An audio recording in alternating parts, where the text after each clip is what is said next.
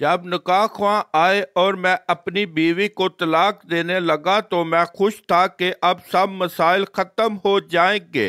جب اس نے مجھ سے پوچھا کیا آپ اپنے فیصلے پر پکے ہیں تو میں نے فوراً جواب دیا ہاں بالکل پکا ہوں۔ میری بیوی خاموش بیٹھی سب کچھ برداشت کر رہی تھی۔ مجھے وہ بہت کمزور لگ رہی تھی، اس کے گھر والے اس کے ساتھ، لیکن وہ اتنی کمزور تھی کہ ان کی موجودگی کا احساس نہیں کر سکتی تھی۔ جب میں نے اس کی آنکھوں میں شکست کی نظر دیکھی تو مجھے خوشی ہوئی کہ میں نے اپنا حق لے لیا اور اسے دکھا دیا کہ وہی ہمیں اس حال تک لے آئی ہے۔ چند منٹ بعد میں نے اسے طلاق دے دی۔ اس دن میں اپنے بستر پر لیٹا اور محسوس کیا کہ دنیا کی سب مشکلات غائب ہو گئی، میں آزاد ہو گیا۔ 3 سال تک میں مسائل، سر درد اور اختلافات کا سامنا کر رہا تھا۔ آخر کار میں سکون میں آ گیا۔ نماز پڑھ کر اللہ کا شکر ادا کیا، اپنے گھر والوں کے پاس گیا اور وہ خوش تھے کہ میں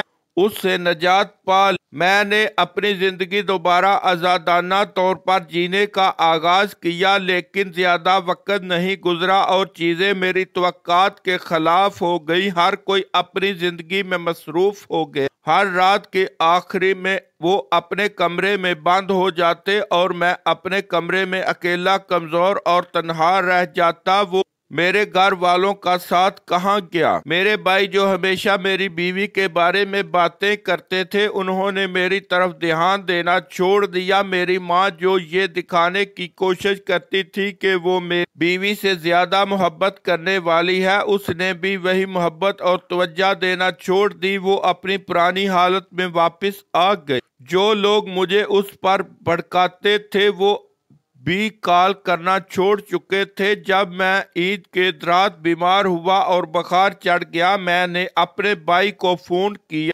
اس نے میری آواز سے نہیں پہچانا کہ میں بیمار ہوں، حالانکہ میری آواز بخار کی وجہ سے صاف نہیں تھی۔ مجھے ایک دفعہ یاد آیا کہ میری بیوی نے مجھے ایک دن باہر جاتے ہوئے فون کیا اور پوچھا آپ خیریت سے ہیں؟ وہ بے وجہ پریشان تھی۔ اس وقت مجھے کمزوری محسوس ہو رہی تھی اور میں نے ہسپتال میں ڈرپ لگوائی تھی بغیر اسے بتائے۔ کہاں ہے وہ سکون جس کا انہوں نے وعدہ کیا تھا؟ کیوں کوئی میری زندگی کی خبر جاننے کا خواہش مند نہیں رہا جیسے وہ میری بیوی کے ہوتے ہوئے تھے؟ اگر وہ سب شروع سے ہی اتنے دور رہتے تو ہمارے درمیان اتنے مسائل نہ ہوتے۔ جب میں نے کہا کہ میں اپنی بیوی کے پاس جانا چاہتا ہوں تو سب نے مجھے روکنے کی کوشش کی۔ انہوں نے پرانے مسائل اٹھائے، اس کی غلطیاں گنوائیں، اس کے بارے میں ایسی باتیں کی جو حقیقت میں نہیں تھیں اور میں نے ان سب پر یقین کیا۔ انہوں نے بہت نجی معاملات میں مداخلت کی جو انہیں بالکل نہیں کرنی چاہیے تھی۔ انہوں نے میری زندگی کی تفصیلات میں اتنے مداخلت کی کہ ان کا اندر ہونا یا حتیٰ کہ دروازے پر ہونا بھی مناسب نہیں تھا۔ مجھے یہ سب دیر سے سمجھ آیا جب میں نے اپنی زندگی میں ایک وقفہ لیا۔ جب میری بیوی دور ہو گئی تو مجھے پتا چلا کہ وہ اپنی پوری کوشش کر رہی تھی کہ ہمارا گھر نہ گرے اور میں اس کا ہاتھ چھوڑ رہا تھا۔ وہ ہماری نجی باتوں کو چھپا رہی تھی اور میں سب کچھ دوسروں کے سامنے کھول رہا تھا۔